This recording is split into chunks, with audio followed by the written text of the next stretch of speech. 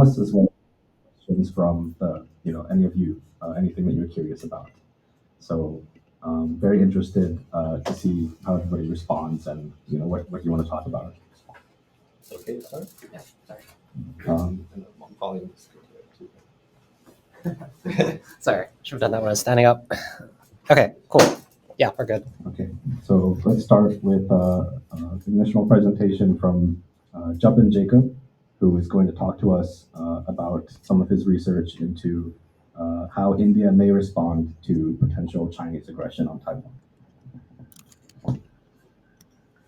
Okay, thank you, Ashish, and thank you to New Bloom for this invitation. Um, I would have very much preferred to be in Taiwan itself. It's been a while since I've been back and to actually have this conversation in person. But, well, we must make the most of what we have, the opportunity that we have right now. So, since this is Taiwan and India that we are talking about, Ashish suggested that I could give an Indian perspective on how we view a potential Chinese invasion of Taiwan um, from the Indian side.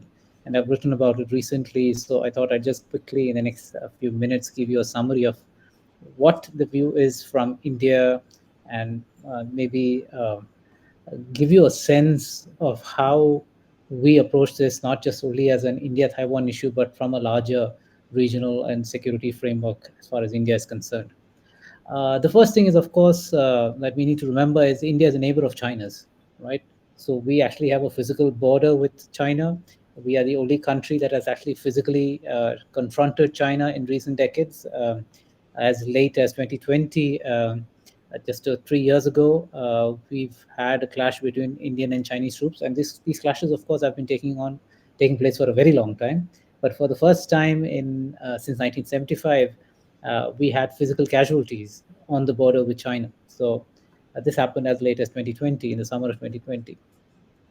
The other thing is, of course, while the whole world is sort of focused on China's east, China-US relations, China-Japan, and China-Taiwan, of course, it needs to be remembered that India also has played a big role historically in challenging China on multiple fronts. China's notions, exaggerated notions, of course, of its territorial extent and of its historical claims, and so on. With this context in mind, let's move to how we in India perceive the likelihood of a Chinese invasion of Taiwan. Now, obviously, from sitting in Taiwan, this is a question that takes on a whole life of its own. But from the Indian perspective, for a long time, the likelihood of a Chinese invasion of Taiwan has been seen as rather low. Uh, from our point of view, a military invasion of Taiwan doesn't make any sense for Beijing because of the costs it would involve, not just the military costs, but also the political costs. You have as well as economic costs. You're going to lose assets on Taiwan. You're going to have a population that isn't happy with you. So why would the Chinese do this? And also, I think it's important to remember that even as the Chinese have talked about Taiwan, Taiwan, Taiwan for the last 70 odd years, what has actually happened is China's aggression or assertiveness in other parts of along its borders. I mean, starting with the Korean conflict, then India in 62, the Russians in 66, and the Indians several times again in the 70s, the Vietnamese from the late 70s to up to early 1990, 91. And the South China Sea. So, it sometimes I tell people here in India that, look, you guys are all concerned about a Chinese invasion of Taiwan, but look at what China is doing elsewhere in its neighborhood. Uh, what has sort of brought this issue back up to the front is, of course, the Russian invasion of Ukraine. And now that, at least in India, does not significantly change perceptions of the likelihood of Chinese invasion of Taiwan. If anything, I think it teaches the Chinese some caution. Having said that, there are at least two factors that might that might begin to moderate Indian optimism about a lack of Chinese intent to invade Taiwan, or the degree and the nature of the violence that China is willing to inflict on Taiwan. The first is, of course, the changing nature of the Communist Party. I think this is something that you have noticed perhaps much better than we have sitting in Taiwan. Uh, Clearly, under the current leadership in China, um, the Communist Party has a keener sense of internal challenges, a keener sense of challenges to regime security. And it has attempted, like all authoritarian regimes do, to respond to these challenges by doubling down on what it perceives as the unique qualities of the Communist Party and the narrative of the Communist Party's legitimacy to rule China. There's an increasing sense of exceptionalism within China, within the party actually, and which the party now uses to justify China's every action, every assertiveness, aggression in international politics. And under this framework, the Communist Party sees itself and China in competition with the liberal democratic order or political systems anywhere else in the world. And this, of course, has implications not just for Taiwan or the United States, but also for India. And this then leads to a Chinese approach to global affairs, which is based on a zero-sum worldview. The Communist Party thinks of it itself as competing with any and all other political systems that do not toe its line or do not acknowledge its superiority. So everything then becomes an existential threat. Second, from India's own experience on the LAC with China, in the last since at least 2013, we've seen that despite negotiations going on in the background, the Chinese have qualitatively changed their approach to the boundary. So then this leads us to think, and I just mentioned the 2020 experience. So then this leads us to think if the Chinese are actually sort of upping the ante on many fronts. I mean, Xi Jinping has been on the record saying that he wants a PLA that is combat ready. And it seems in many ways that he's testing out the military, in the South China Sea, in the East China Sea with the Japanese, on the LAC, the line of actual control, which represents a disputed boundary between India and China in the West. So, well, if he's testing it out, then sooner or later, one can imagine an increased activity on the Taiwan front, and we see that already, right? In fact, there is now an increasing normalization of um, Chinese PLA and PLA Navy actions, or PLA Air Force and PLA Navy actions across the median line between China and Taiwan, intruding into Taiwanese airspace, intruding into Taiwanese waters.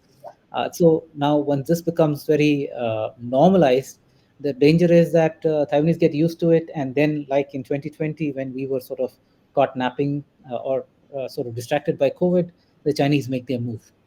So this is something that Taiwanese need to be concerned about. Let me quickly say what would India do in such a scenario? I think very little. India's ties with Taiwan, as Ashish mentioned, are improving, are a lot better than even 5 years ago, but they still do not have the depth to actually warrant India's involvement. But even saying that, even having said that, I think one also needs to acknowledge that India has already been challenging, like I said at the beginning, much of China's claims. For example, on Tibet. So when everybody's one China policy focuses on Taiwan, but in India we challenge one China policy in twice over, one with Tibet and one with respect to Taiwan, because our ties with Taiwan are also growing. So I think, at least from this perspective, one must remember that India is actually doing a great deal with respect to supporting Taiwan, supporting Taiwan's international space, maybe not diplomatically, but in many other forms. And by being active in confronting the Chinese on its own border, perhaps India is doing Taiwan a service by keeping the by keeping the Chinese worried about a two-front scenario. So yeah, let me stop it at that. Thank you, Ashish. Thanks very much for that, Dr. Jacob. So next, given that there's a time constraint, I'd like to ask Makepeace to speak. So Makepeace is joining us from Delhi. She has been writing a lot about the ethnic conflict in Manipur, and she has actually also been to Taiwan, like Japan, and reported a little bit on the marriage equality movement here. So I'll let Makepeace speak next. All right. Thank you so much for giving me this platform and this opportunity to speak to folks in Taipei. I very fondly remember my week-long visit to the city, and although I really couldn't travel or explore beyond the city, I just came away with one of the best impressions that I guess, had from any of my trips abroad. So yeah, I mean, the atmosphere there, and I think the people there were very inspiring. And I mean, I mostly am not doing too many of these, interviews or panel discussions because there have been way too many. But when it came to interacting with people in Taiwan, I did want to sort of make an exception here. So I'm really happy to be sort of speaking to you today. I think with the time constraint in mind, I will try and give like a overarching picture of what's going on in Manipur right now, without going into too many of like the details. And since much has happened in the last 3 months, and I think a lot of those sort of specific details are things that people can find in the pieces that New Bloom would have shared, as well as a general reportage from the region. But to put this into perspective, I think I'll just sort of zoom out and kind of begin with saying that how Northeast, this region of like 8 states, which makes up India's Northeast, has generally been and historically been a home ground that has been breeding, like self-determination movements for the longest time. I mean, pretty much since the independence of India in 1947. And I say self-determination and not like right off the bat say things like secessionism or even for that matter armed militant movement, because the idea really started off with what people or smaller republics or smaller monarchies and kingdoms wanting to decide their own fate, but not having that space, not having enough sort of power, enough consensus, or enough people perhaps amongst themselves to kind of be able to determine their fate, after the British went away. So it really started from there. And as many of you might be aware, that it's basically, from the get-go, right after independence, also there were several forced kind of annexations that had happened, between some of the states in the northeast, and with the rest of India. Manipur is, of course, one shining example of it, where the Maharaja of Manipur, which mostly covers just the valley, had was kind of tricked to sign this instrument of annexation. And I think when that has been the beginning of a relationship between the region and a union, it obviously doesn't ever kind of turn over even after like almost 8 decades something of independence. So that really has been the starting point, and that's been the starting point for several other states in the region. But also, I think what has to be said here for the minority communities, there are several tribes. Some of the tribes have had their own monarchy in place, but others didn't, and they were more remote.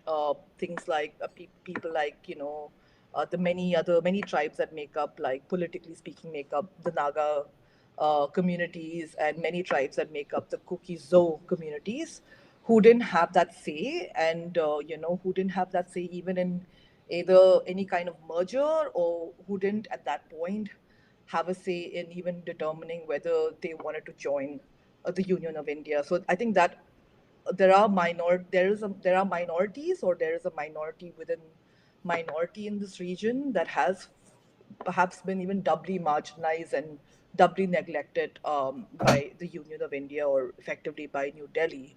But in this kind of scenario where the region has basically been forced to join the mainland, and also has, I mean, as India was kind of coming together and, sort of trying to crawl out of being, effectively an underdeveloped nation to a developing nation, it has also suffered the major neglect of New Delhi for decades now.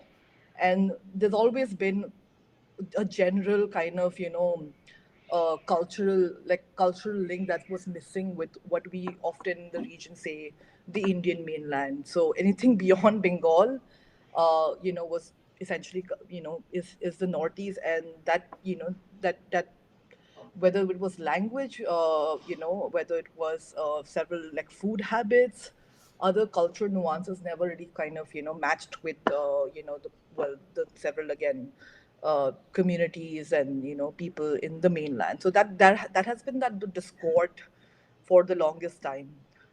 When BJP entered the region in 2014, they were actually like coming in and sort of entering on the back of a lot of like decades long work that was done by the previous Congress led regime.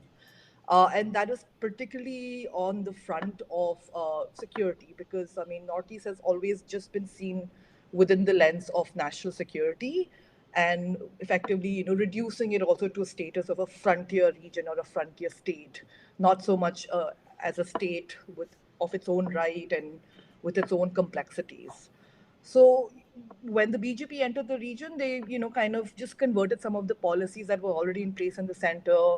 Something like the Look East policy became the Act East policy. Whether it was infrastructure projects like, bridges and railway lines and things like that, they just basically kind of, did the finishing job of it, like the last mile part of it, and then kind of claim, that those projects came thanks to like, their intervention. And also they brought in this even more paternalistic attitude of the center, which is, I mean, always been there, but it became far more paternalistic, especially with Prime Minister Narendra Modi coming in, especially for all of the election campaigning, he would come himself, since he's essentially the poster boy of any BJP election, even if it's a panchayat election to that extent.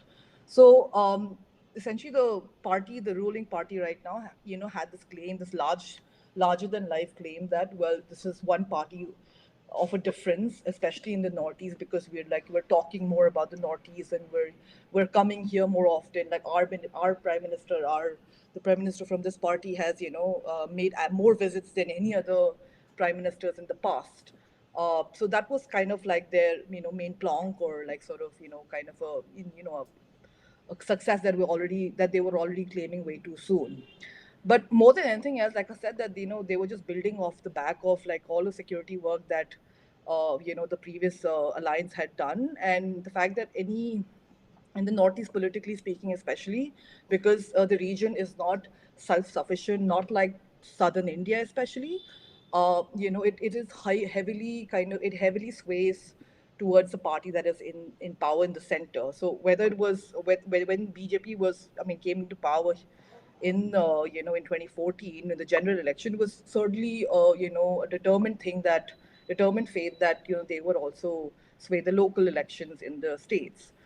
But yeah, I mean, of course, with with this party having the maximum number of like having the being the most well funded, having the highest number of electoral bonds from abroad and things like that, they had a lot of money to throw around, and that's what happened. That was essentially their strategy for any national security issues, whether you could talk about accords, political solutions that were struck with different small armed insurgent groups towards their surrender, towards coming up with any political solution. It was really just uh, effectively just money that was being exchanged or handed out, and the solution was this. And as a result of that, whatever political solutions we've seen so far, they've just been basically pliable to the state. They are not in any way in line with what these militant groups had envisioned from the start, or even for that matter, even it was even so far off the mark from even their compromise versions of, kind of the solution that they were, thinking of. And that was I think that's something that the party always knew, that it's a never-ending chapter, that the idea is to always just keep plying them with sort of incremental kind of incremental steps, or the idea, or that they will get more autonomy and things like that. And I think this is where, like, tribes like the Kukizo tribe, which is the minority and the main tribe, which is at this point in the flashpoint with the dominant Meitei community, have been in talks, much like the Boros in Assam, and have been envisioning that kind of autonomy within the spectrum, or within the state of Manipur, where they have their own kind of a council, a separate council, and with that council has more direct relations with the center, as opposed to having to go through the state, which does not, I mean, where they don't have any kind of majority, and where they've actually been sort of discriminated, like systemically discriminated for decades. But I think what with that, like, giving too much autonomy, or giving any autonomy, I would say, really, the BJP figured out that it made more sense actually to prop up some of these groups, and basically exploit what is like this ethnic nationalism, which is the foundation of many of these self-determination movements here. I mean, what although I think the genesis of the self-determination movements were not necessarily kind of steeped around just the supremacy or something like that of that particular community, but they've turned around what was kind of what could have been seen as a more sincere movement of self-determination. And I think that's something that obviously people in Taiwan can relate to and do recognize, and turn that around into this toxic idea of, like, supremacy and ethno-nationalism, which helped to achieve, well, the national integration that, I would say, which is completely unprecedented. I mean, here we have groups who've been talking about, whatever, this radical idea of, like, being not being even in Indian, and being either Assamese or Manipuri, are now talking, and now, like, referring to boundary lines that were, drawn by either the British colonizers, and subsequently, of course, the Indian state, and are now, like, completely exhorting to upholding those boundaries, and upholding identities around those boundaries, knowing well that those boundaries are quite artificial, and the fact that those boundaries were never, even for that matter, they never even, they did not come from any indigenous groups. Those boundaries were never determined by any of the indigenous groups in the region. Yet, I think what better integration can anyone, and particularly a very divisive, party like BJP, what better sort of integration they can imagine than this, where by default, by taking the route of supremacy and this identity politics, they have managed to actually make some of the most, I would say, hardline separatist groups to, actually agree to, work within the idea of the Indian Union and its boundaries, and by essentially otherizing other minorities like the Kukizos currently in Manipur, and making them out to be either illegal immigrants, narco terrorists, and just basically miscreants and troublemakers. So this is something that I've seen also happening in Assam, with the National Register of Citizens exercise, and it's more or less the same playbook. And even as we speak, whenever there are rallies that are taken out by the dominant Meitei communities and their sort of civil society groups, they talk about peace, they talk about intervention from the center. They want Prime Minister Modi to come down and intervene because they are suffering as well. But ultimately, the call ends at asking for a national register of citizens in Manipur. And I think more recently, the calls have become even more vitriolic, to asking for the extermination of the Kuki narco terrorists. So I feel like whatever Congress had done, or the Congress-led alliance governments had tried and tested in the past, now seem too, like, too docile. I mean, in fact, even almost ineffectual, considering that exploiting the fault lines that were there, but that were not there in the same. I would say they were not there. They were not. They were more natural fault lines that can happen in any country, in any state, where there's diversity in place. But making these fault lines about illegals versus kind of indigenous. Yeah, I think there has never been a time where, I mean, and ironically, I say this with a great deal of irony, there's never been a time where the Northeast has ever been so much in sync with mainland politics as now. Thanks very much, McPeace. I thought since such a huge chunk of our discussion today is around the border regions between India and China, it would be very irresponsible of us to not also talk about self-determination and similar issues of the minority communities that live in these areas, as well as the most recent, very serious human rights related story coming out of India, which is this ethnic conflict. Next like to give the floor to Brian, who can talk to us more about the Taiwan side of the relationship. So thanks again to Ashish for organizing and to all of the panelists for being here. And realize that there's a kind of short-sightedness in which you can't actually see me talk, but I'm here. So yeah, I think particularly in an era of rising tensions between the US and China, Taiwan is caught in between. And India, in many ways, will come up as another player that then Taiwan will try to strengthen relations with to counterbalance China. And so I think what that has led to is quite interesting. I mean, for example, there's a talk of the new southbound policy of strengthening ties between Taiwan and primarily Southeast Asian countries to counterbalance against China. And so there's often political ties, but also economic. We're wanting to reduce, for example, economic dependency on Chinese factories or investment in China in a way that China then has leverage over Taiwan through, for example, businessmen that are very close to China, trying to advance pro-China interests and so forth, but also supply chains, other points of leverage and so forth. And so India will come up then sometimes in a similar frame in terms of strengthening relations economically. But I think particularly what has led to is a kind of aporia, a lack of awareness of what actually occurs within Indian politics. And similar to a lot of Taiwan's diplomatic allies, let's say the countries that, the handful of countries that diplomatically recognize Taiwan, there's then this kind of alliance that occurs between Taiwan and countries that have questionable human rights regimes, in which cases Taiwan will acknowledge, for example, governments accused of stealing elections or of conducting this repression of activists, LGBT groups, minorities, and so forth.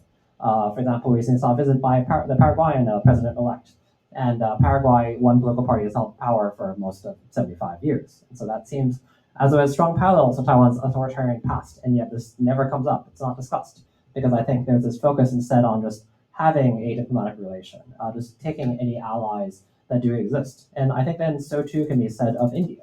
And so then you do see these kind of messaging from the government touting India as a fellow democracy they can align with, and not paying attention to, for example, attacks on religious minorities in India, or these various self-determination struggles as they occur. I think there's not discussion of that, and there's lack of awareness, whether that's from the general public, but also policymakers. And so oftentimes it is quite interesting, because then Taiwan has this position in which it often talks about democracy, distinguish itself from China, that it has a better human rights record, and touting, for example, the pluralism of that many children, 1 in 10, let's say, elementary and middle school children have a foreign-born parent, often from Southeast Asia. And somewhere like Indonesia, which is a Muslim majority country, is one of those places. And then not paying attention to then that, for example, you talk about this diversity, but then let's say in India, there's these attacks on Muslims. And I think that is quite unfortunate. And so the question then is, the incentive is always to maintain ties to the state.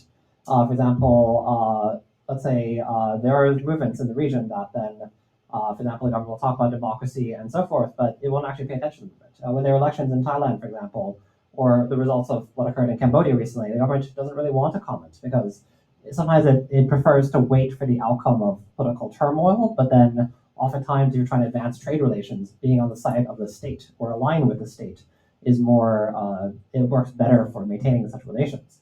And so I think that's what has occurred with India. And it's kind of strange to me seeing, for example, people I participated in the sun farming with around 9 years ago, the massive youth-led movement that involved the occupation of the Taiwanese legislature. And after that, there's this wave of energy from young people to try to change politics and make it more open and transparent and address these issues, some of which go back to Taiwan's authoritarian past, that the former authoritarian party, the KMT, had come back to power and seen as ramming through a trade bill through the legislature in defiance of democratic oversight measures. And so it led to this youth-led movement. Then people entered politics and joined politics.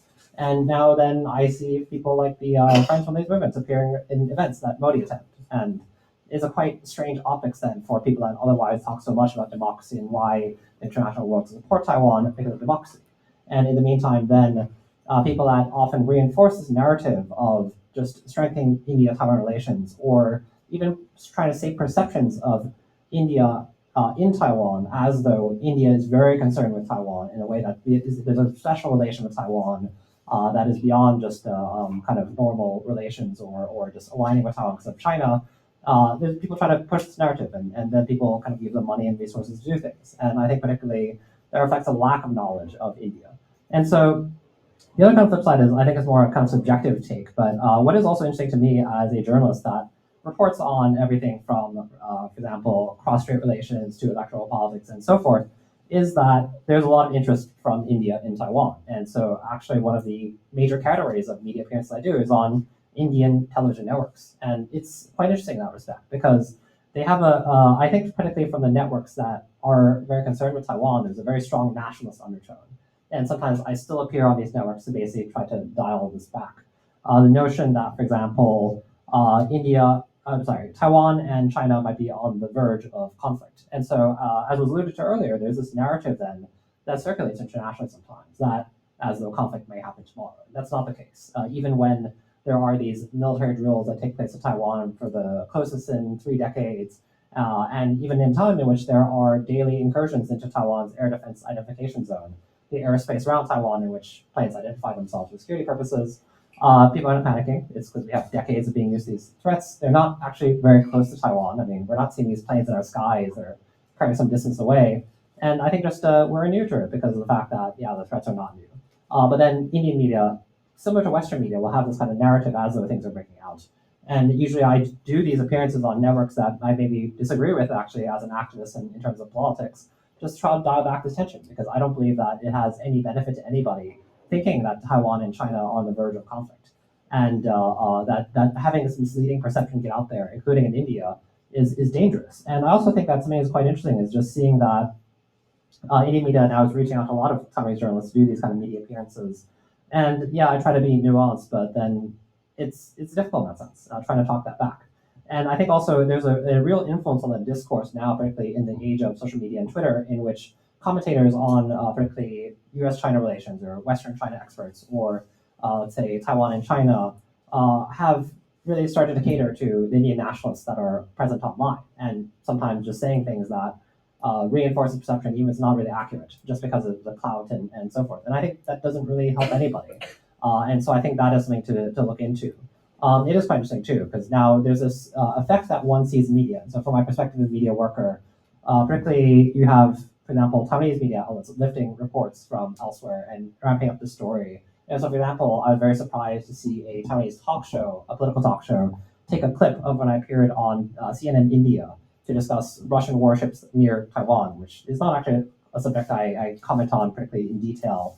But then that clip got taken and used in the show. And so now there's a way in which, for example, the media narratives are reinforcing each other. And so this kind of more politically charged talk show that's maybe a little more nationalistic in Taiwan will look at a kind of more alarmist report from India and actually use this as part of their own programming. And somehow I ended up in that. So it is actually quite interesting then to think about this kind of relation. And I think that particularly then I think there's a real need for then having more clear views of India in Taiwan, whether it's in terms of values, let's say, with Taiwan talking about all these democratic values and human rights and so forth, or just the more accurate perceptions of what is going on. India, for example, does have a one-China policy. It's not that, though, there is this kind of special relation with Taiwan, as it's sometimes been framed in some of the discourse I've seen.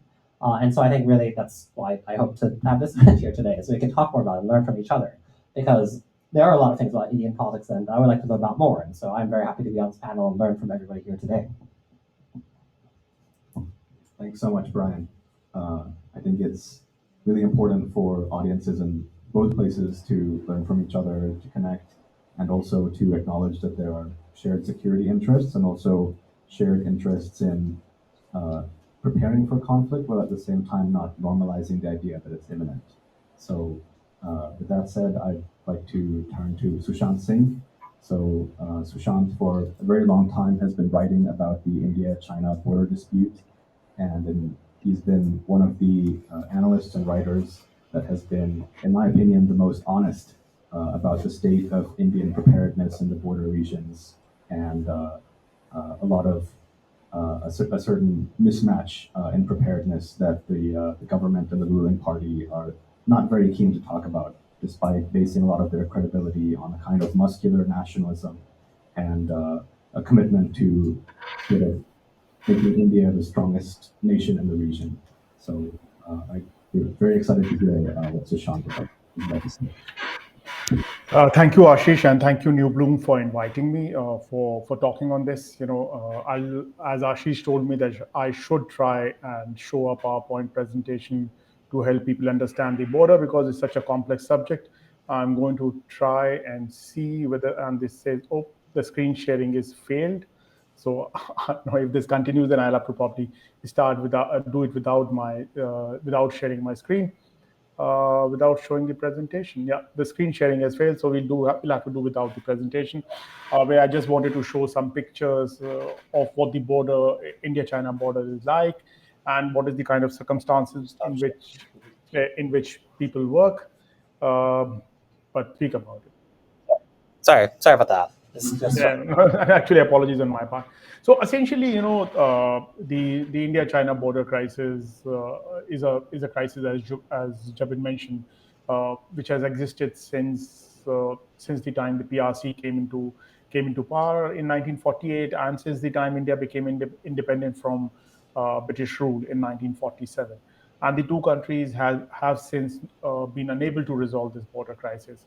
And the extent of the crisis can be, understood from the fact that while India claims that the border between the two countries is 3,488 kilometers long, China claims that it's only 2,000 kilometers long.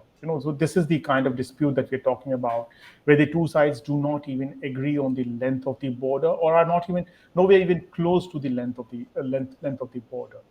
And particularly the crisis is very big in two parts: the India's eastern part, which is the state of Arunachal Pradesh, which China claims as southern Tibet, and has never conceded that the state belongs to India, even though India did concede that Tibet belongs to China. That this is the largest territorial dispute between any two countries in the world.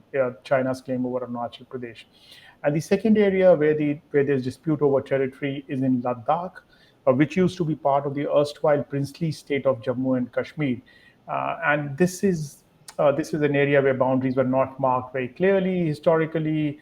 It was a kind of a Himalayan wasteland, and it is here that because it was an unpopulated, ungoverned area, the Chinese came in the 1950s. By the time Indians could realize that Chinese had come in, they could not throw them out, and the Chinese continue to remain in occupation of a large part of Indian territory. And it is in this western sector in Ladakh that the border crisis that we are currently talking of in 2020, it began there.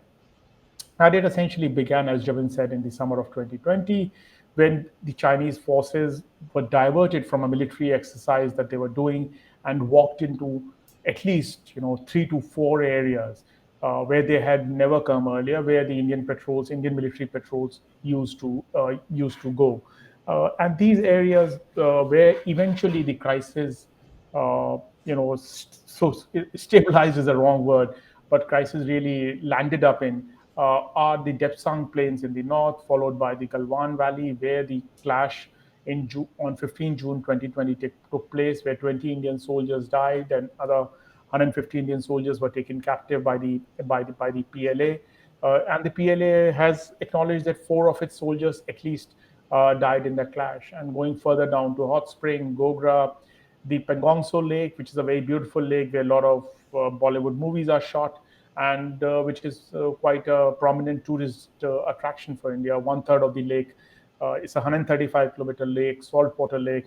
One third of it lies in India, two-thirds lies is in Chinese control, and where those control lines exist, there's a dispute over what China claims and what India claims. Then south of Pangong Tso, areas of Chushul, where some of the fiercest battles in the 1962 border conflict between India and China took place, and then finally going to areas of Demchok in the south, where the crisis has continued for at least last 9 years. Now, out of these 6 or 7 areas where the Chinese came in, there's been some sort of disengagement in 4 or 5 areas, which is Galwan, Hot Spring, Gogra, Pangong Tso, and Chushul area. But in 2 areas, that is in Depsang Plains and Demchok, one in the north and one in south of Ladakh, there's been no disengagement. The Chinese refuse to discuss disengagement, saying that these areas are legacy issues and these legacy issues should not be treated with these other areas. As for the other 5 areas where I spoke of disengagement is essentially a process, through which the soldiers move away a few kilometers, could be a couple of kilometers, could be around 10 kilometers, 8 to 10 kilometers away, so that they're not any longer in an eyeball to eyeball confrontation.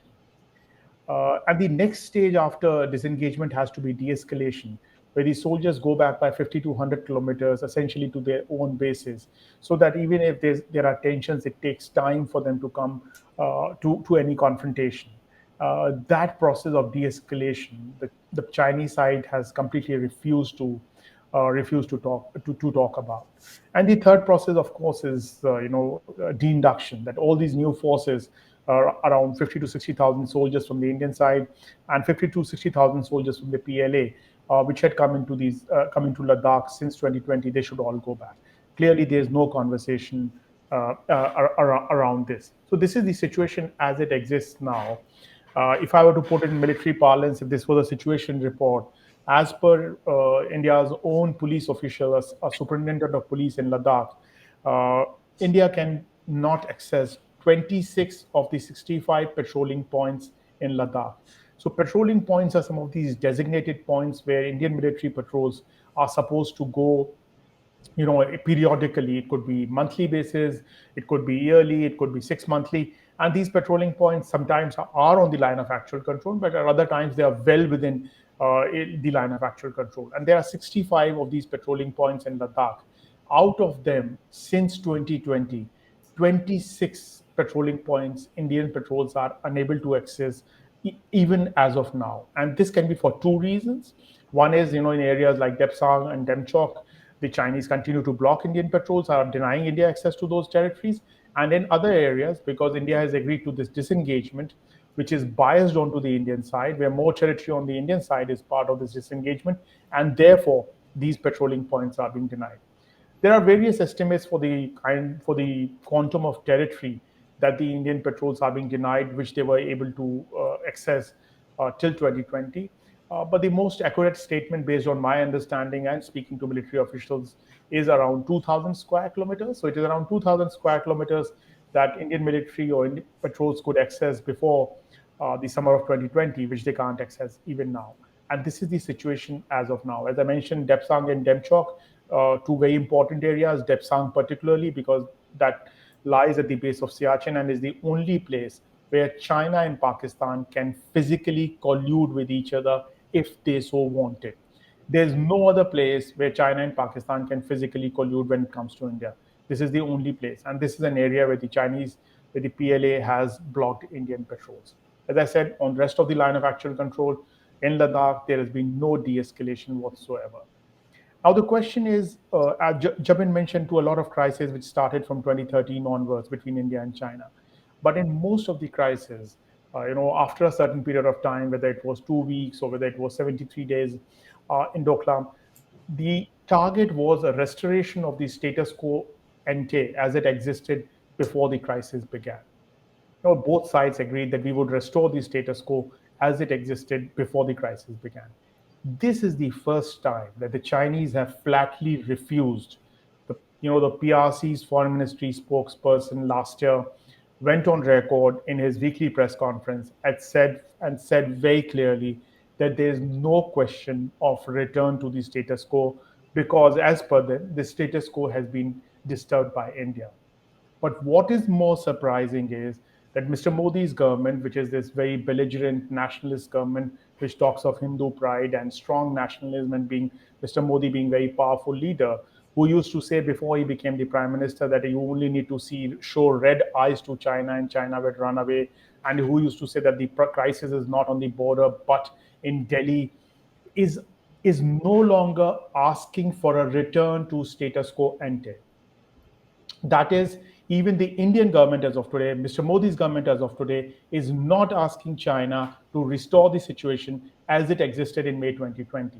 And this became clear when a journalist, Suhasini Haidar, asked this question of India's foreign minister, Mr. S. Jaishankar, who almost apes these Chinese wolf warriors in the way he behaves, actually laughed off this question and refused to answer it.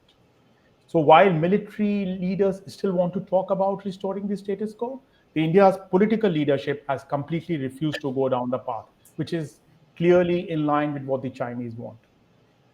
As far as India's military leadership is concerned, they are worried about losing more territory. Senior military commanders have told me that we are worried that we could lose more territory, and therefore a large quantum of Indian forces have been deployed in all sectors in a forward defensive posture. So large number of troops have been moved forward to their operational areas or their mobilizational areas so that the Chinese forces cannot come and occupy more territory. This is because India is unable to reverse the Chinese interest. And secondly, this also shows that deterrence has broken down. There's no deterrence that exists on the Sino-India border. And why did that deterrence exist? That deterrence existed because India could always threaten to do what was called a quid pro quo operation. That if Chinese come into some area, you go into some other weakly held area, occupy that territory, then go into the negotiating table and discuss with the Chinese, and both sides agree to barter. This is what happened in 2013 when the UPA government, the previous government under Dr. Manmohan Singh was there. The Chinese came and blocked India in Depsang at the very same place where they're here. Indians went into Chumar, a place further to the south. The two sides negotiated and bartered the area, and the status quo was restored. Currently, Mr. Modi's government is actually worried about an escalation. They genuinely worry if there's a military escalation, how could they tackle it? Mr. Dr. Jaishankar went on record in an interview and said, "You really think that I can take on China, which is such a big economy, which is such a big power? I really cannot take on China." I'm actually paraphrasing it. It's an interview to Asian News International, a pro-government outfit, where he made that statement, which clearly showed that they do not want to undertake any strong measure to actually reconstruct that deterrence, which seems to have broken down. That having said, with this defensive deployment, trying to hold the line to prevent any further loss of territory, India has also undertaken some amount of internal balancing and some amount of external balancing. The internal balancing has been done by moving some of the Indian forces away from Pakistan border. Particularly, one major strike corps has been reoriented towards Ladakh, and at least 5 other divisions have been moved into various sectors. And as I said, that part of it is to prevent further loss of territory, rather than look at offensive options to restore the status quo. As far as external balancing is concerned, you people in Taiwan are fully aware as to how India has been, going about the Quad, about dealing with the United States, about showing a closer partnership with Japan and Australia, and making a policy in the Indo-Pacific. But as the U.S. Senate Intelligence Committee said, the New Delhi was very clear that there would be no military component to the Quad. They were the only country out of the Quad which said that we do not want any military relationship in the Quad. And that's, again, because they're worried about provoking China or provoking PRC into undertaking something which could embarrass Mr. Modi's hyper-nationalist government in Delhi. Domestically, for someone like me, it is highly worrisome that there's been a complete blackout of the information in India. Most of the information, over 3 years, no question has been accepted in Indian Parliament on the China border crisis. There's been no debate on the China border crisis. Mr. Modi has particularly maintained silence on it since June 2020. He has not uttered a word on it. There's been no formal briefing of journalists. Indian journalists have not been taken to the border to show the place. And these are things which used to happen regularly in India. During the 1962 war, the Indian Prime Minister held a 2-day debate in Parliament where everything was discussed threadbare. During the 1999 Kargil War, Indian journalists were all over the place on the front line to see what was going on. But this blackout of information is only to protect Mr. Modi's image and the image of his government, to show that he is very strong and not being weak against China. Whereas the situation, the reality, is completely to the contrary. What is also worrisome for someone like me who would want India to take much stronger position against China is that India is unable to find ways to wriggle itself out of the strong economic ties that it seems to be developing towards China. The Indian Information Technology Minister just 10 days back went on record and said that we welcome Chinese investment and would want more Chinese investment as of now. And this is when China is one of the biggest trading partners of India. And please remember that India does not, import any energy from China. It's not that India is importing crude or coal or something, some raw material which India cannot move away from. It is just by finished products, intermediate goods. India's Commerce Ministry has gone on record and said that they are being forced to give visas to Chinese engineers because India's electronics and mobile manufacturers are on a verge of a shutdown because their maintenance of their equipment is not taking place. India is the biggest recipient of grants from AIIB. China started this bank as a kind of an alternative to the ADB and World Bank, the Asian Infrastructure Investment Bank. India got a quarter of those grants, as well as from the NDB, and the NDB has just now started reducing those grants. Diplomatic ties are reasonably healthy with China. The Chinese foreign minister visited India. Chinese ministers regularly visit India. India participates in summits with China, whether it is BRICS, whether it is CO. The Chinese President Xi Jinping is likely to be in India for the G20 summit. And at no point in time in these last 3.5 years has the Indian government called the Chinese chargé d'affaires in Delhi or the ambassador in Delhi and issued a démarche or said anything. India issues démarches to foreign diplomats at the drop of a hat. For something being written at a Hindu temple in Canada, the Canadian ambassador is pulled up. For something happening at the Indian High Commission in London, the UK High Commissioner is pulled up. Pakistan is called, of course, for every Pakistani, chargé d'affaires, diplomats are called up for anything and everything. But despite all this happening with China, nothing happens. The former Indian Army Chief, General Narwane, who was the Army Chief till last year, has actually gone on record on Friday and said that China is actually creating trouble in Manipur by supporting some of those groups.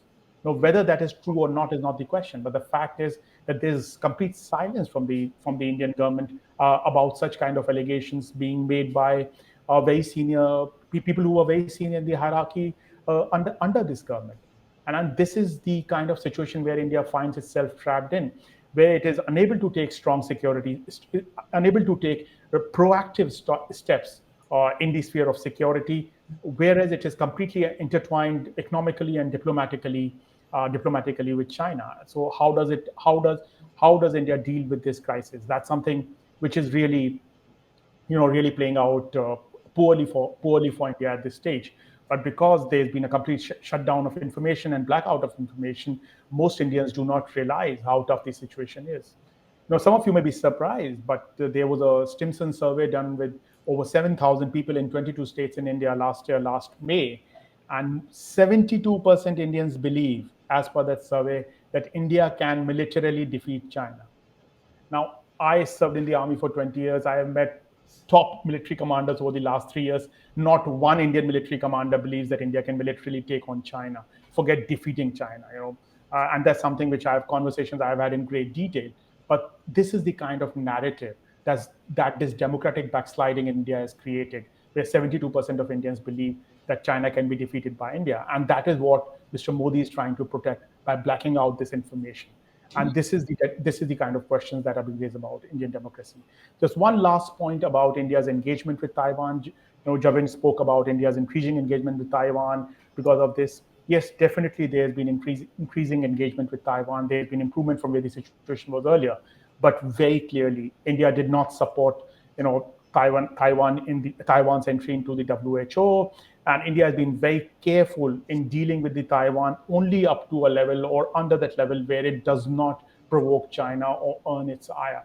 It somehow seems that India is being very, very careful in everything that it is doing, whether with the Quad or with other countries or with Taiwan, where it does not want to cross any line that would provoke the Chinese or make the Chinese do something which could embarrass Mr. Modi and his government in India. I'll stop here, Ashish. Thanks very much, Sushant. That brings us to the question answer portion of the event. So we've already prepared a few discussion questions for some of the panelists, and then after that, we'll open it up to and we welcome questions from everyone that's here. And since Makepeace has to go soon, I will ask her a question. Are you still there, Makepeace, or do you have to go now? I think she had to leave. Okay. Yeah, she was had a time conflict. So my first question. Sorry, I had to like attend to the door, so I had Okay, kind of run no away problem. from the laptop for a second. I can take a question if there is one Okay. specifically for me, or what I talked about. I can take one question Yes, before I yes. leave. Okay, so I had one question for you, which is, since you had spent some time in Taiwan, you have reported on the marriage equality movement here. I'm very interested in your thoughts on outside of the state-to-state relationship, some ways that social movements in India and Taiwan can connect to each other, or some similar social issues that you feel exist between India and Taiwan. Um, so if I got the question correctly, because I've reported on the marriage equality movement in Taiwan, do I think that there are such common ground issues that Taiwan and India can connect on? Is that correct? Yes, exactly. And if you think that outside of the relationship between the two governments, if there are points of contact between people who care about social justice issues in India and Taiwan. Right, right. I think certainly, there would be, a connect even there, although I do have to say that it's probably going to be a, much smaller minority in India than it is in Taiwan. Of course, I mean, it's not that there is a full consensus on marriage equality even in Taiwan. I did meet people, spoke to people, who were still a lot more conservative about it. But I still, however, think that that sort of conservative attitude or thinking around marriage equality, and marriage equality is still like a stretch and a dream away for Indians to kind of imagine in that society. So, but even then, like there is a growing voice, on that and on essentially just LGBTQ rights and inclusiveness. I think there's a lot of potential for connect, but perhaps right now in terms of what India is going through, and also somewhere where I feel like Indians can, I mean, and I'm speaking, of course, Indians outside of, or Taiwanese outside of the relation that the state government, or sorry, the two governments have, right? I feel like where the two perhaps would sort of connect more greatly would essentially be on the whole diversity kind of pledge. I mean, both these countries have, I mean, especially India, of course, has a rich diversity to speak of, whether in terms of religion, whether in terms of caste, creed, and religions and things like that. But even though I mean, certainly comparatively, India's diversity is greater. I certainly feel like they can take more than just a couple of learning lessons in the way that Taiwanese sort of organize them. I mean, the way that they see diversity, and the way that they have also kind of practiced that in their own society. I mean, yes, there is, of course, a very like sort of, there is a dominant, although may not be like numerically dominant Han Chinese, but then or for that matter, there's a dominant Taiwanese kind of like group and things like that. But I've also seen I've also seen a very kind of a purposeful and a very deliberate, move by the government and, also many people towards inclusion of like indigenous tribes. I think for me, it was remarkable to know that in a place like Taiwan that, I think the second largest kind of groups in the whole survey in the census, the second largest group after those who identify as, like, if I'm not wrong, Christian or maybe Buddhist, but I'm just probably have to cross check that. But the second largest group was not this thing Christian or Buddhist. It was people who identified as, atheists, or who were like who did not sort of, practice any religion. I think that sort of tolerance is something which is very enviable, and that's something that certainly Indian society and, I think Indian counterparts could learn more than learn a few things from, in terms of respect and actual very deliberate move towards inclusion. I mean, and it's not a matter of choice anymore. I think for India, the current juncture, I think it's a matter of urgency. Where it really goes beyond just a good look and, what would be sort of, what would be just like a politically correct thing to do. But I think it is what is needed more so now than ever, especially in this growing wave of, kind of a very, very, a very, very sort of rapid nationalism and kind of regionalism, obviously also kind of, going hand in hand with Hindu nationalism at large. I think that this is sort of really the only antidote for for certain dominant and majority communities to make those deliberate moves towards inclusion and, and really greater representation. So that's where I feel like perhaps both countries, or the people from the two countries, would find more common ground and linkages. Yes, thanks so much for that, Makepeace. My next follow-up is to Sushant. So I want, are you there, Sushant? Yeah, definitely. Yeah. Please go ahead. Yeah. So it's sort of a two-part question. So one is, I know that you've written a lot about human rights issues in India, such as the loss of autonomy in Kashmir after 2019. And I'm curious, as someone who cares about these issues, how you approach the argument that India should be reinvesting in its military and preparing for conflict with China, while at the same time the Indian military is often used by the current government in ways that are contrary to some of our human rights principles. And the second part of that is uh, perhaps easier or harder to answer, I'm not sure, but given that the ruling party bases so much of its identity on India being strong militarily, why do you think they have taken this approach of avoidance and secrecy, as opposed to using this as an opportunity to do what, for example, the right wing in America always loves to do, which is to redirect more investment into the military?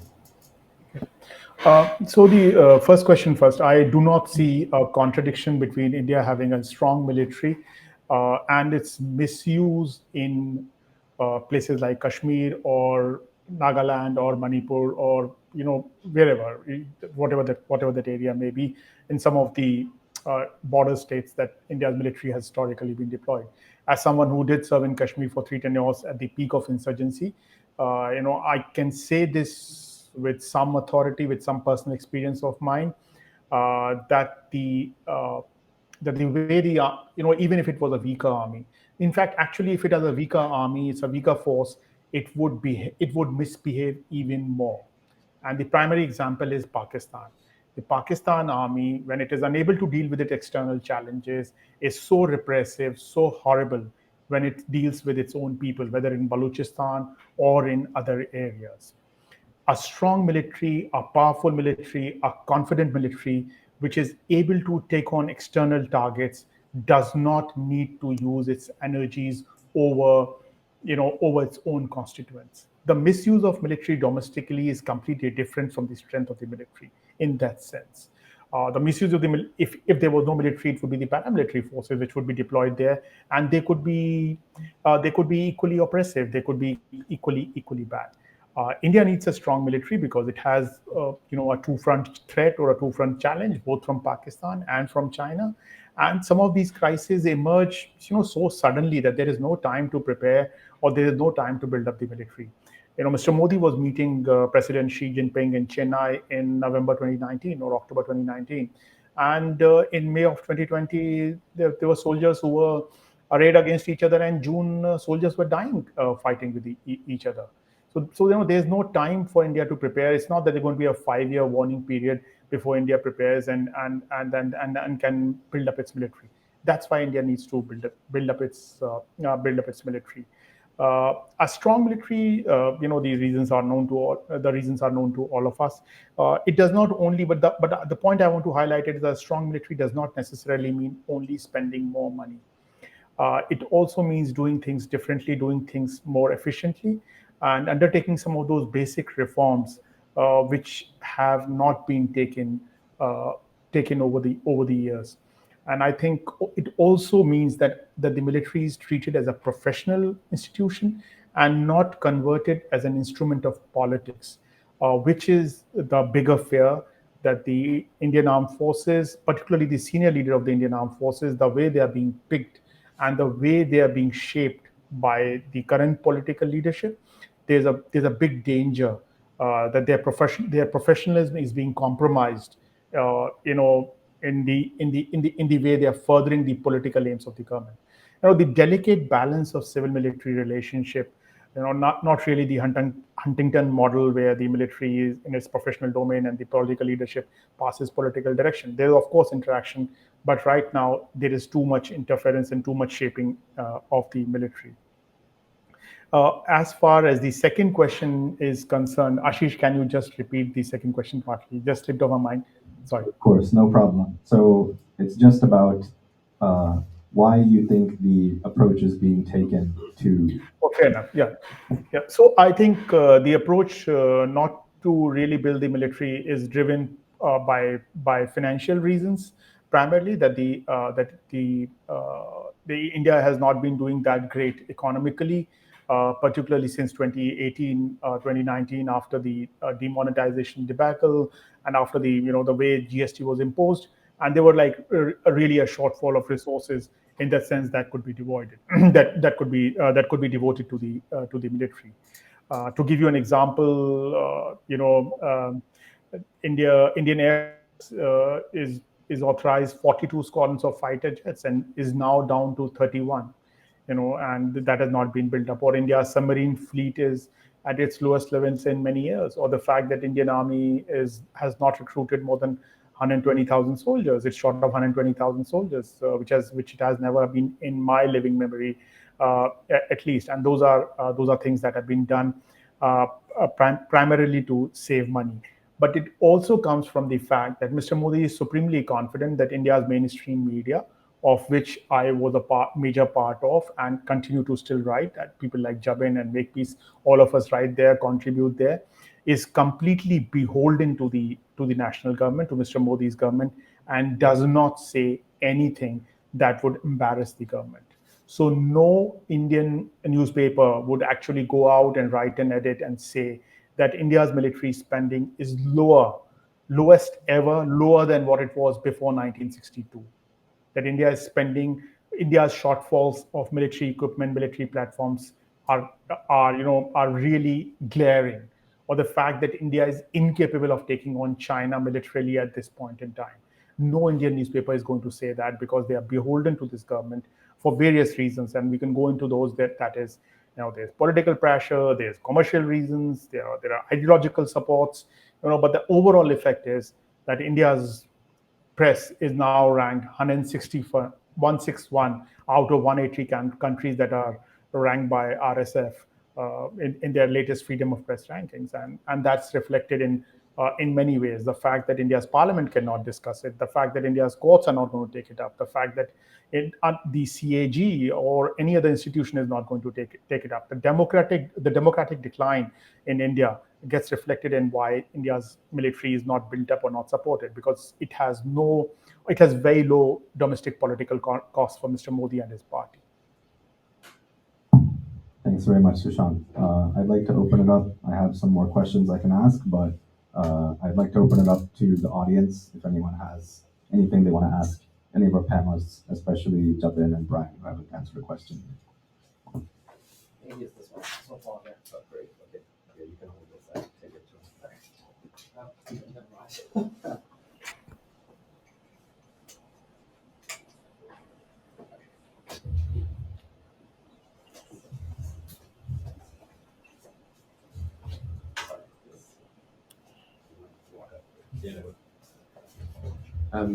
Thanks, everyone. Really, really interesting, fascinating set of presentations. I have a question about borders.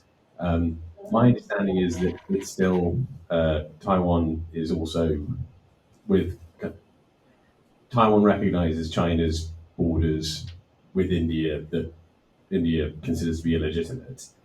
That's my understanding. And does anyone have any reflections on the fact that, again, my understanding is Taiwan, if Taiwan sought to unilaterally change that situation, that would be considered extremely provocative to China. So, to what extent is that situation actually an irritant to Indian-Taiwanese bilateral relations, or do Indian policymakers understand that, and India would be perceived as being provocative as well by even engaging in those discussions? So, to what extent is that actually it's not really an irritant because Indian policymakers and decision makers understand that it's just not possible to change without provoking China? Javan, you want to go on this one? Okay. So yes, you're right that the Republic of China recognizes the same borders as the People's Republic of China with respect to India. Technically, the ROC's claims are much larger than the PRC's claims. Now, maybe we are splitting. Well, I think we are not splitting hairs here exactly. I mean, because there are a lot of Taiwanese that I know that are not interested in the ROC maps, right? For obvious reasons. So as far as we are concerned, from a practical point of view, this is not an issue at all in India-Taiwan relations. I think the Taiwanese have tried to. You're right that any sort of response, any sort of change on this would be seen as provocative. The Chinese would read this as a violation of the three no's, etc. But in practical terms, this does not affect the relationship between India and Taiwan. We know, for example, the Taiwanese have downgraded the status. I think it was a Department of Tibetan and Mongolian Affairs before. Now it's become a Bureau of Tibetan and Mongolian Affairs. So, in their own ways, they do signal, make signals as in, to say that this is not really a core issue as far as India-Taiwan relations are concerned. I guess I can talk a bit about this from the Taiwan side. I mean, yeah, the ROC does have larger borders than the PRC. It includes Mongolia and so forth. But then the interesting thing is that this comes up as an issue, let's say, with Japan, for example, regarding the Senkaku/Diaoyutai Islands. And there's sometimes a kind of unwillingness to actually back down on the Taiwan side. It's still a contentious political issue there. Particularly, Japan is a special case, though, I think, because of the history of the Sino-Japanese War and so forth. And so you have this identity split in Taiwan, which I'm not going to go into, but there's still polarized views of Japan. And then other regional, other countries in the region, regarding the South China Seas or Ituaba/Taipei Island. But India rarely ever comes up in these kind of discussions. So I think there's not as much focus. I would also say the military does sometimes have very different views than the general public, the Taiwanese military, because the ROC kind of nationalism still exists. But I don't think India is really a major considerant in those discussions or with that unwillingness to back down. Thanks. Any other questions from the audience?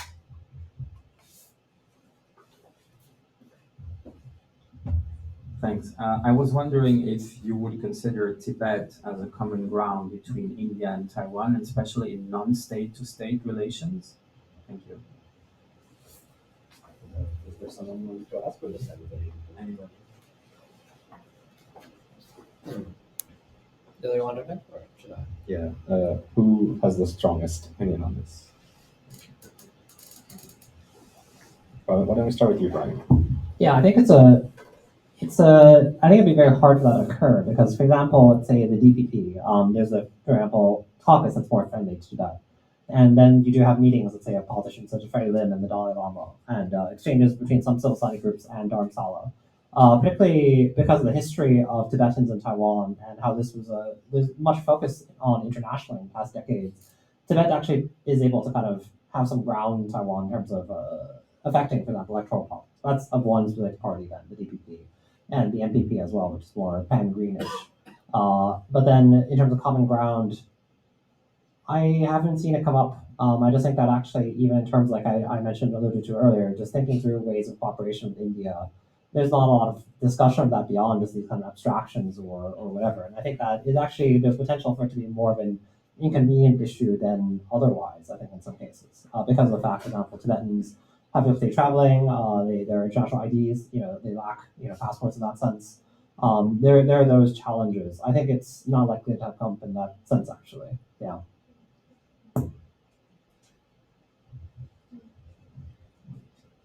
Any other questions?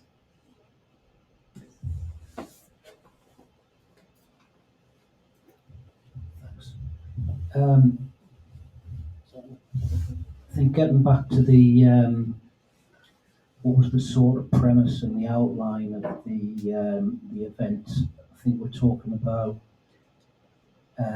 shared values to an extent, and how there's a lot of backsliding in both Taiwan and India on the shared values.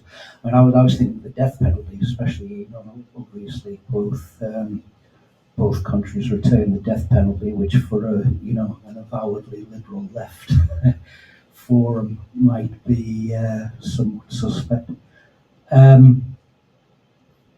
But I think in terms of international relations, I mean, could you summarise? Could any of the speakers summarise what are the shared values? And going back to what was said in the preamble, do these matter to an extent? I mean, when potentially there's predation on territory, which is the issue. Do the shared values matter to an extent? I mean, historically, you've had countries on, very different countries forming alliances in the past. Look at, liberal democracies in the West and the Soviet Union against Nazi Germany, for example. I mean, throughout history, this happens if you want to take a realist perspective. So what are the shared values? Do they matter really?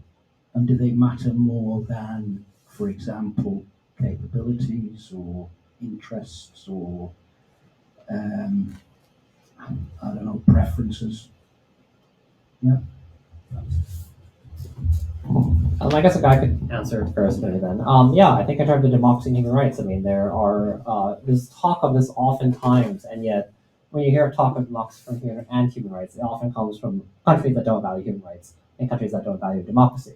And so then Taiwan will often position itself, let's say, on terms of religious freedom or political elections that take place, or gender equality or media freedoms. And yet then you look at many of the allies that Taiwan has, and they're not exactly exemplars in that regard. Mentioned stolen elections or violence against minorities in many of tons of diplomatic allies, but then even, let's say, the US or whatever. The US often has this rhetoric and then does something else entirely. Or there's a lot of lack of focus to the concrete details of the politicians that Taiwan allies with. I mean, I always wonder, let's say, after Taiwan passed gay marriage, for example, the Republican lawmakers in the US, are they just a Google search away from realizing that, well, Taiwan passed gay marriage? And then so too with India, because I think that, while there's a focus on Southeast Asia in particular, there's still a lack of knowledge of these countries are nearby. And then with India, there's still further lack of knowledge. And so it's very weird to see, for me, I mean, this messaging that I think did come out from the government of the Milk Tea Alliance and these countries in Southeast Asia that rose up in favor of democracy. And you have Tsai and Modi both drinking like bubble tea together. I was like, whoa, please Google search Modi's record, please. Yeah, so I think it's at that level sometimes. But then for most people, I think they just don't pay attention to that. Yeah. Yeah, this is something that I would actually love either Sushant or Jabin's input on, because we were talking about Tibet, and of course one of the early sources of friction between India and China was India welcoming the Dalai Lama after China attacked Tibet. We have this religious freedom. What are some of the shared values that you think exist between India and Taiwan? And do you think that shared values matter in terms of pursuing an alliance that's also based on mutual security? Jabin, please, he's the expert on this. I'm just a bystander. No. I mean, I think so on the Tibet question, I don't think anybody in government is actually thinking, and either Indian or Taiwanese governments are actually thinking of common ground in terms of India, Taiwan, Tibet. I think we focus on the practical issues. I am sorry, Brian's voice exactly did not come through clearly, but I think he referred to visas and issues with Tibetans. Tibetans stays in Taiwan. I mean, they have to keep coming out and going back. So, I mean, if these things can be sorted out, because after all, the large Tibetan population hosted in India, and most Taiwanese or Tibetans that go to Taiwan go from India, maybe there can be an understanding between the governments on how to ease the visa process for Tibetans traveling to Taiwan. And this is actually a bureaucratic issue, which the Taiwanese haven't really paid much attention to, and they could easily fix this problem, but they haven't yet. There are, of course, issues in India as well for Tibetans, multiple issues, but I think the positive aspect is that the Supreme Court, the courts of the land, are coming down on the side of the Tibetans in terms of ensuring that they have access to rights, resources, and so on. And so, in that sense, there are lessons that both India and Taiwan could learn from each other as to how to deal with the refugee population. The other thing about this is, of course, the Dalai Lama. I mean, even in India's own neighborhood, because of Chinese pressure, the Dalai Lama isn't welcome. Even though countries like Sri Lanka have a Buddhist population, even if it is a different strand of Buddhism, but there is a very clear understanding in the Buddhist population in Sri Lanka, for example, or the Buddhist leadership or the Buddhist Sangha, that we will not invite the Dalai Lama as a visitor to Sri Lanka, because that's not what the Chinese want. Now, the Dalai Lama is, you have a Tibetan representation in Taiwan. The Dalai Lama has visited Taiwan.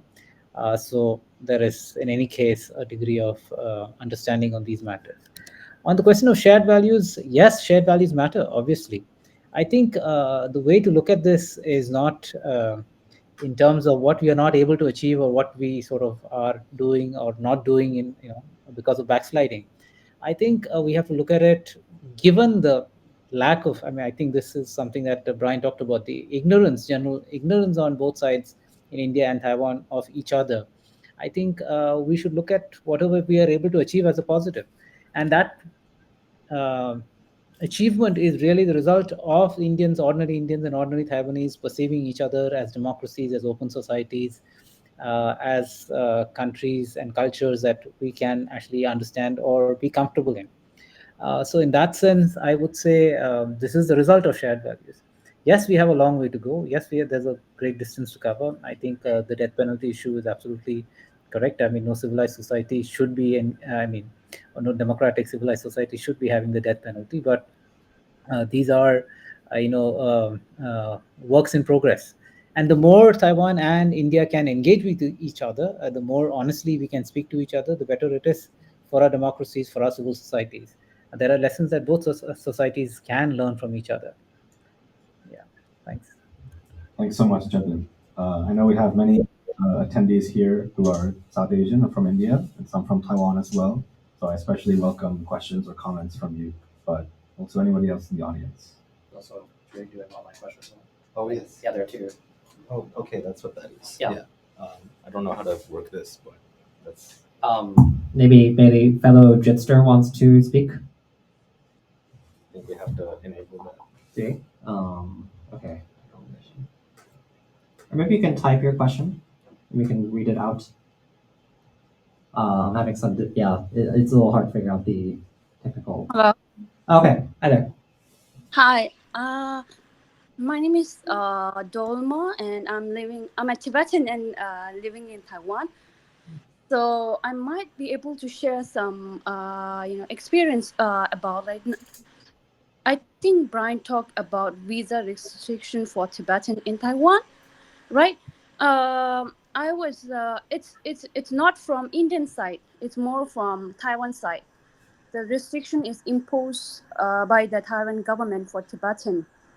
So from Indian government side, there is not major issue, except of course being a refugee, we have to follow certain protocols. Before leaving India, we need to get entry permit, exit permits. And coming to India, we need to get a return visa. So this sort of thing is there. So, but as far as Taiwan is concerned, there are two. If I can share, there are two parts. One is Tibetan with the IC identity certificate, a travel document issued by Indian government.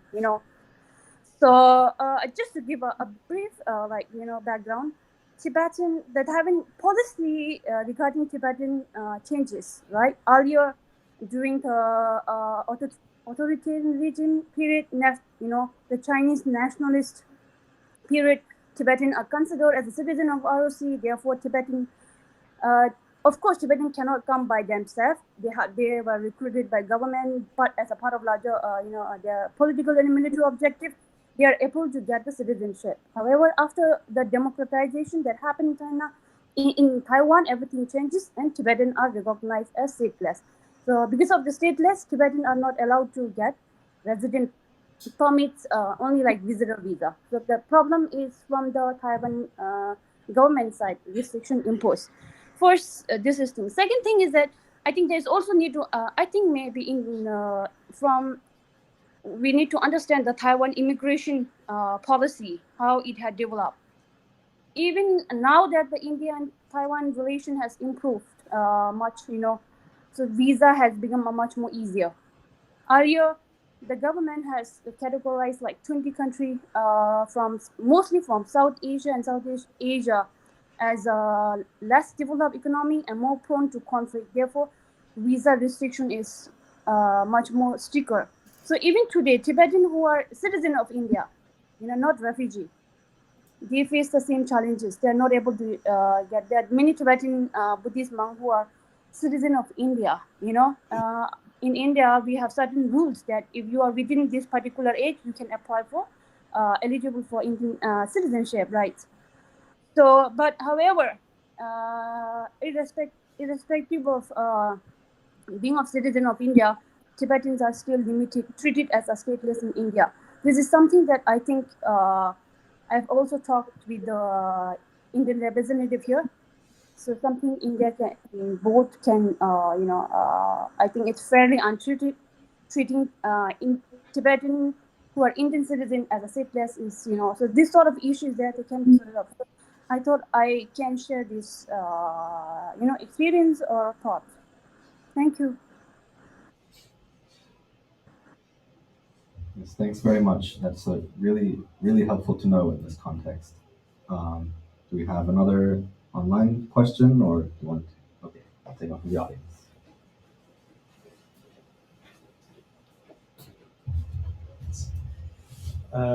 Hey, thank you for this panel. This was super interesting. I think just like beyond the connections between like civil society and the social justice or social movements between Taiwan and India, I'm wondering if panelists could talk or speak a bit more about the sort of like consequences what we might be seeing from the increase in like economic ties between India and Taiwan. Like does this increase in economic ties like actually imply a strengthening of political ties, or is it going to be more like purely economic? And is that like the goal to try to keep it purely economic? And also, I'm interested to think about how this is going to impact the migration between India and Taiwan. Like whether it comes to like border control or treatment of refugees and intake of refugees. Like how does this migration between these two countries, like what does this strengthening of ties mean for migration here?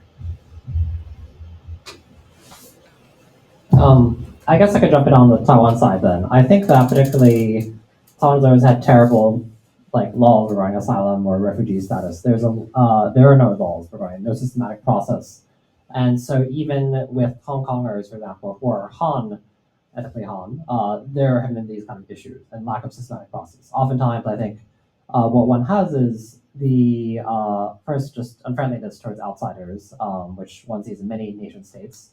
but then also bureaucracy, and the bureaucracy can be quite confused in that regard. And so, for example, I think that there's not as much focus on it at present. I mean, there's all this talk, for example, of playing up Taiwan's multiculturalism regarding people that are from Southeast Asia in particular. In a time of declining birth rates at Taiwan universities, then you'll have attempts to lure over students from elsewhere.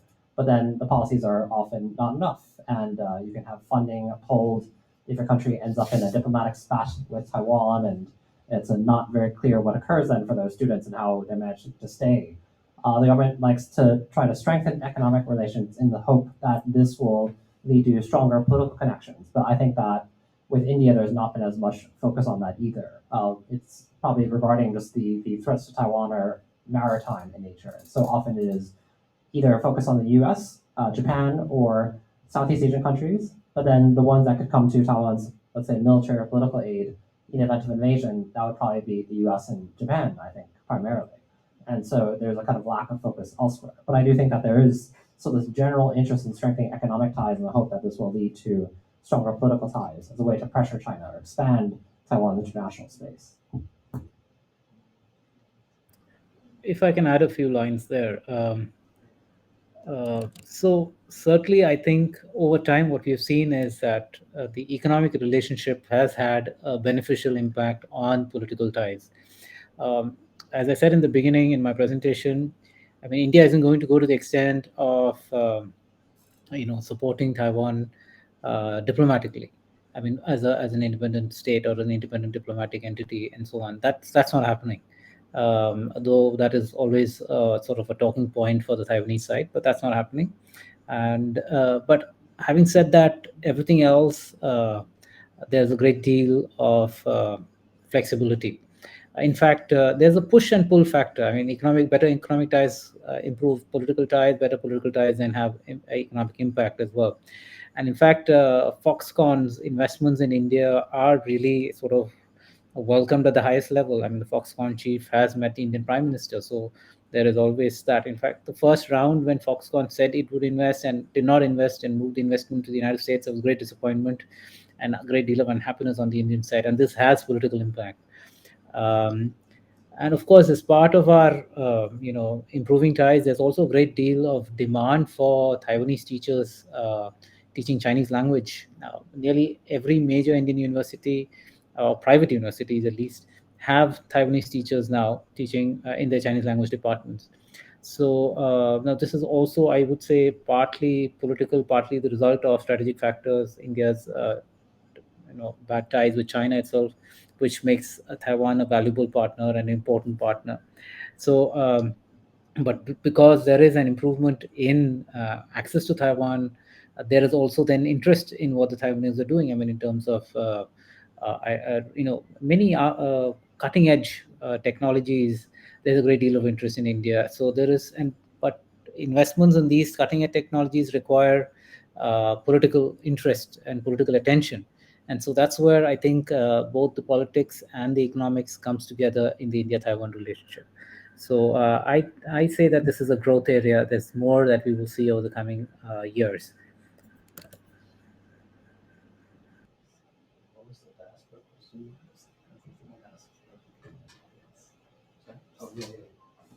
So we welcome more audience questions.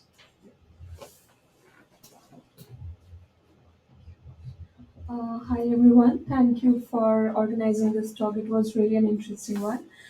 So my question for any of you is like, do you really think that India-Taiwan relations really depends on India-China relations? Like for example, if in future India-China relations gets better, so what will happen to India-Taiwan relations?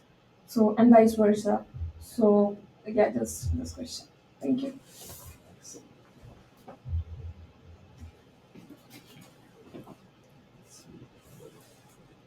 Chabin or Sushant, either of you?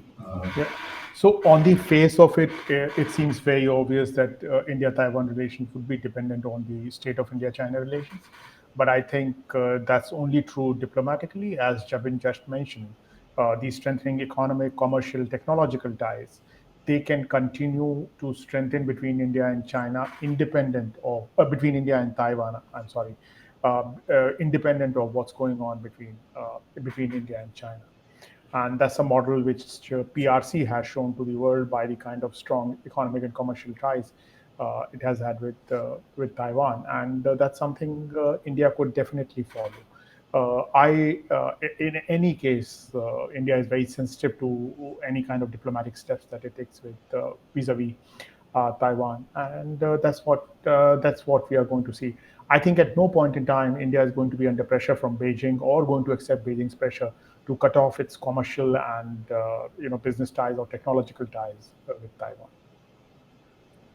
Yeah, I just want to add one line there, which is that I think you have to remember India opened its representation in Taiwan in the mid 1990s, 1997, I think, or 95, right about the time that India-China relations are actually improving. I mean, India and China concluded two major agreements on the border in 93 and 96. And the opening of the Taiwan representation, the India-Taipei Association, happened right at this time.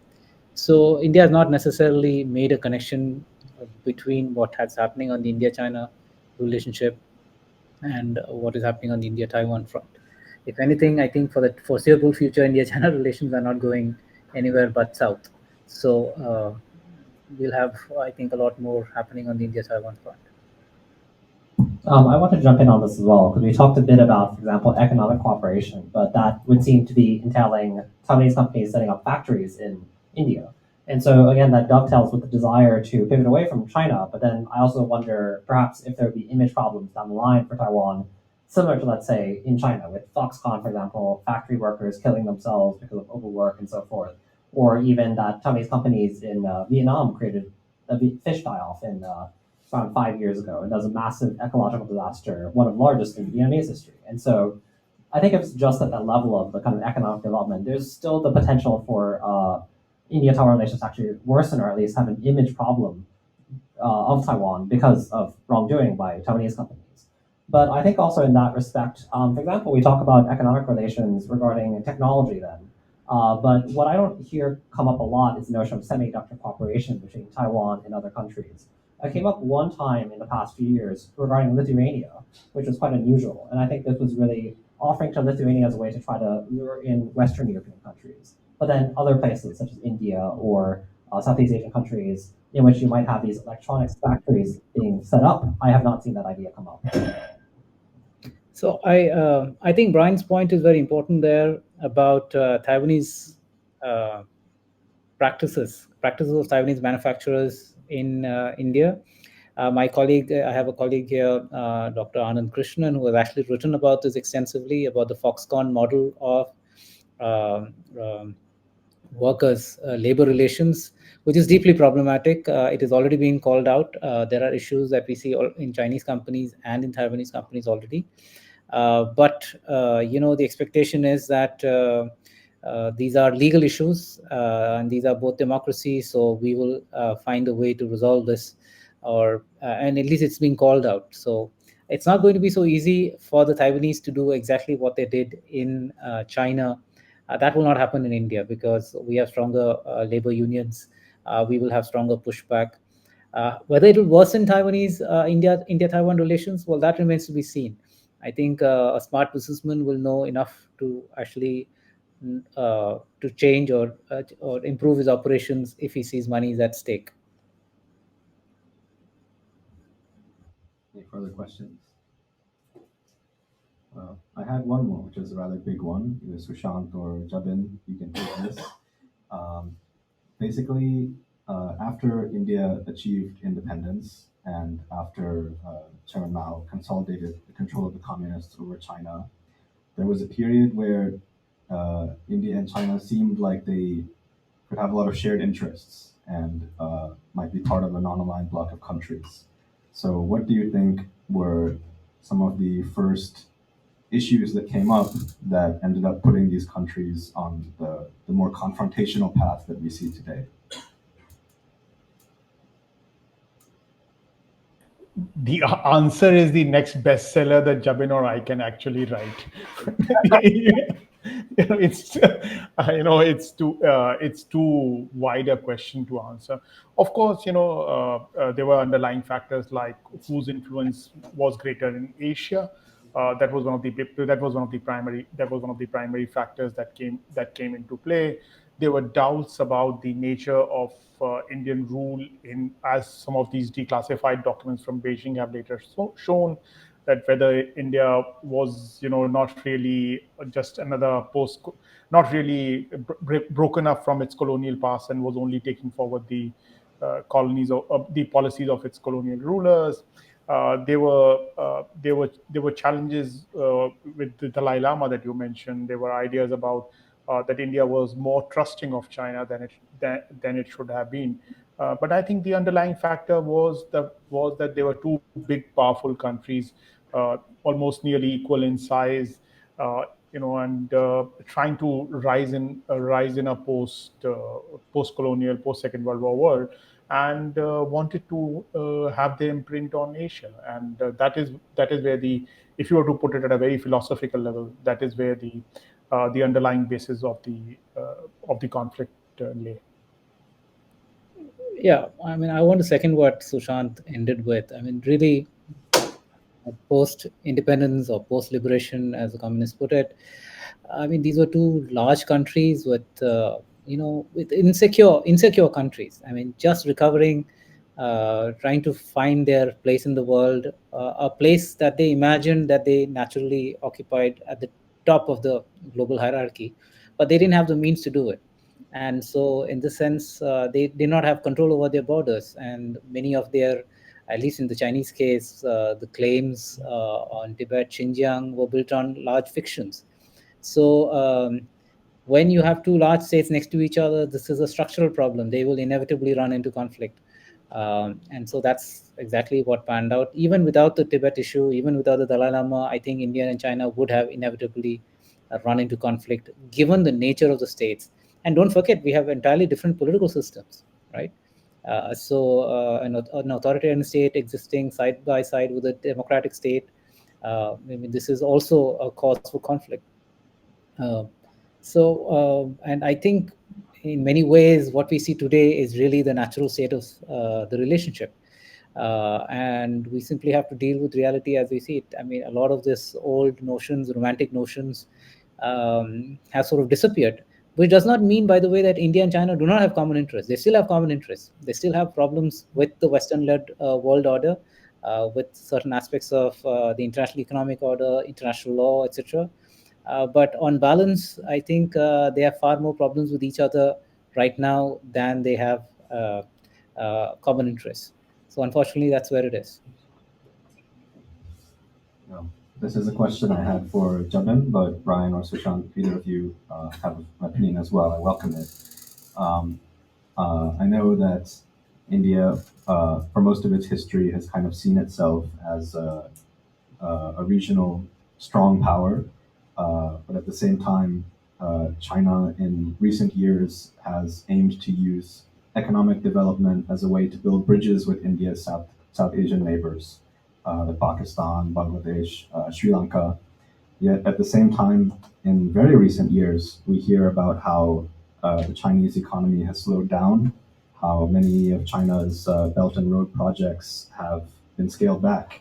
So how would you rate the current level of closeness or influence between India's South Asian neighbors and China? Well, first, I would like to sort of disabuse everyone of this notion that China was a development partner. Yes, in many ways, China invested, etc. But look, the Chinese invested because they had their own interests to carry forward. The record actually shows, even in Pakistan, which, China and Pakistan are best of friends, the fact is that the Pakistan economy suffered even before the Belt and Road Initiative was launched under the China-Pakistan Free Trade Agreement. Jobs actually migrated from Pakistan, which is a poorer economy than China is, to China, right? So there is a great deal of pushback or unhappiness in Pakistan about Chinese investment or the Chinese free trade agreement. And in fact, the second stage of the free trade agreement has also been signed. And if you look at the investments on the BRI, I mean, Pakistan is a poor country. Chinese have invested, according to the Chinese ambassador, about $25 billion worth actually. Forget whatever inflated figures the Pakistanis are giving you, and about 20 or 30,000 jobs created. Now that level of job creation for the investment that the Chinese have put in would make it look like the Pakistan economy was some kind of advanced high technology economy, because that's the kind of money you need to put in to create that amount of jobs. But Pakistan doesn't need 20,000 jobs. Pakistan needs 200 or 300,000 or a couple of million jobs. That's not what Pakistan has gotten from China. So we have to be very careful about China's contribution in terms of development assistance or development or in many of these countries. Yes, China is the largest trading partner for all of South Asia, each of these countries, even larger than India. China is also India's largest trading partner. But that is not necessarily the same thing as promoting development. I think China has managed to convert a lot of its economic strength or economic influence in these countries into political influence. We see that.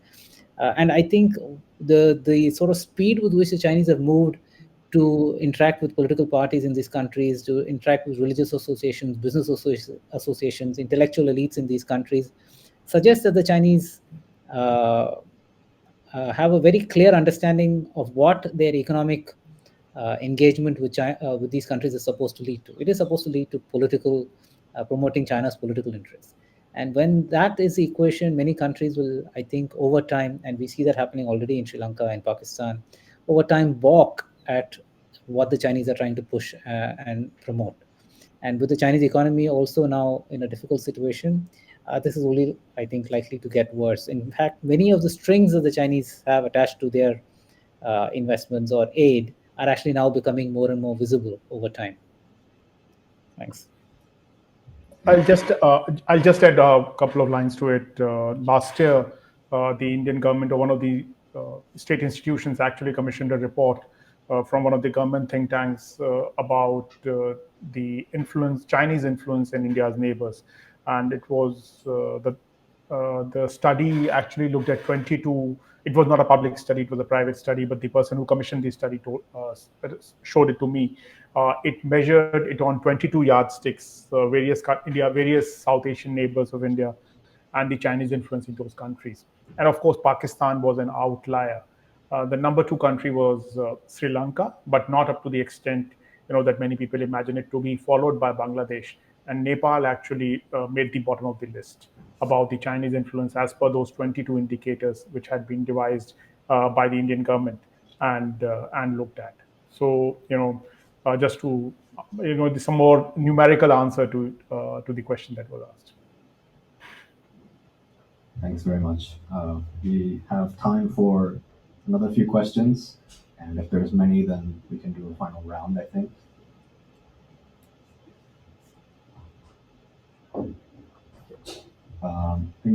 Yeah. Hey guys, I missed part of the speech, so you might have covered this already. But I was curious about if we understand that India and Taiwan's fates are kind of linked in a certain way because they have the enemy of my friend kind of situation. Would it kind of influence what happens with Modi internally within India, and perhaps